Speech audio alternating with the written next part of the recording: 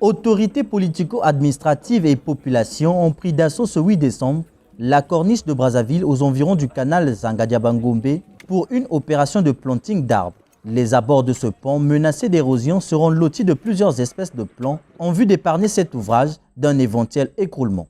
Cette opération, qui rentre dans le cadre de la convention tripartite signée en août dernier entre le ministère de l'économie forestière via son programme national d'afforestation et reboisement, la plateforme d'aide et développement et le Forum des jeunes entreprises du Congo, a été lancée par le vice-maire de Brazzaville.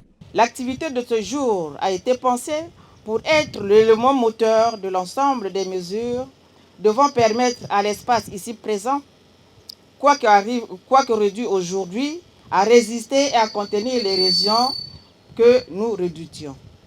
L'activité d'aujourd'hui consiste donc à mobiliser toutes les populations de riveraines. C'est pourquoi vous avez vu d'un côté Madame la maire de Bakongo et de l'autre le maire de Makelekele, parce que ce sont les deux arrondissements impliqués pour lesquels les populations sont exposées ou même exposent l'ouvrage à plusieurs cas d'insévissement.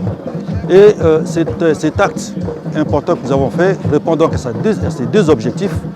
Le premier, c'est quand même de protéger les lieux. Le deuxième, c'est d'avoir l'implication des populations dans le cadre du suivi de cet environnement. Et ensuite, l'autre objectif caché, c'est quand même de créer un système de dialogue entre les populations et les pouvoirs publics. Sur ce site pilote d'un hectare aménagé par les techniciens du PRONAR, les initiateurs de ce projet sur fond C2D vont planter une diversité d'espèces, notamment des acacias, une espèce efficace pour lutter contre les érosions. Nous avons réalisé le planting avec une densité de 2500 plants à l'hectare, de 2500 tiges à l'hectare, avec les densités, vous comprenez tout de suite, c'est de 2 mètres sur les lignes et 2 mètres entre les lignes. Ici, il était prévu un demi-hectare dans la convention, mais nous avons réalisé sur 1 hectare avec les espèces Acacia auriculiformis, qui est une espèce mellifère, une espèce une légumineuse, parce qu'il a la facilité de capter l'azote atmosphérique par le biais de ses racines, qu'il emmagasine dans ses racines au niveau des nodosités.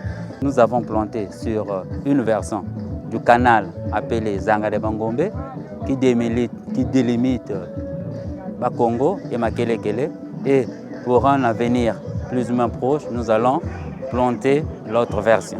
Cette campagne de sensibilisation et de conscientisation des populations sur les mesures de sauvegarde environnementale de la route dite de la Corniche et du canal Zangadiabangombe est bien appréciée par les autorités locales. Cette initiative est plus que louable pour essayer de protéger l'environnement en ces lieux.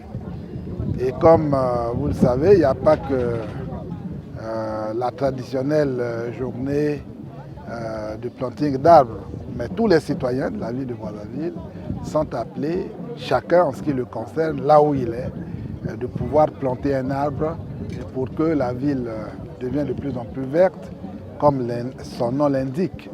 Donc pour moi, je pense qu'il faut s'estimer heureux et appeler, n'est-ce pas, les populations aux environs de ces lieux de bien protéger ces œuvres qui sont utiles à la ville et à chacun des citoyens qui y habitent.